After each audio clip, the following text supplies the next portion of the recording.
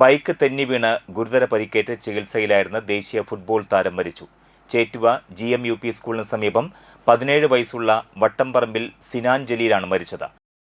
ശനിയാഴ്ച രാത്രി 10:45 ചേറ്റുവ ചന്ദനക്കുടം നേർച്ച നടക്കുന്ന ജാറത്തിന് സമീപമായിരുന്നു അപകടം. ബൈക്ക് റോഡിലെ മണ്ണിൽ തെന്നി വീഴുകയായിരുന്നു. പുതിയ ദേശീയപാതയുടെ ഭിത്തിയിൽ തലയിടിച്ചു വീണ സിനാനെ ആദ്യം ചേറ്റുവയിലെ സ്വകാര്യ ആശുപത്രിയിലും പിന്നീട് തൃശൂർ അശ്വിനി ആശുപത്രിയിലും പ്രവേശിപ്പിച്ചു. തിങ്കളാഴ്ച വൈകിട്ടോടെ മരിച്ചു.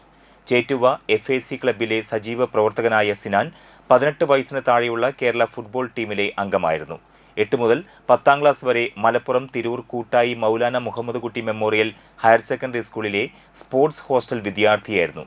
നിലവിൽ Athanikkal MIC school higher secondary സ്കൂളിലെ +2 വിദ്യാർത്ഥിയാണ്. Sub junior, junior, under 19, under 20 വിഭാഗങ്ങളിൽ മലപ്പുറം ജില്ലയ്ക്ക് വേണ്ടിയും ഒഡീഷയിൽ നടന്ന ജൂനിയർ BC റോയ് ഫുട്ബോൾ ചാമ്പ്യൻഷിപ്പിലും ഈ വർഷം ദേശീയ സ്കൂൾ അണ്ടർ 19 ഫുട്ബോൾ കിരീടം നേടിയ കേരള ടീമിലും മികച്ച പ്രകടനം കാഴ്ചവെച്ചു.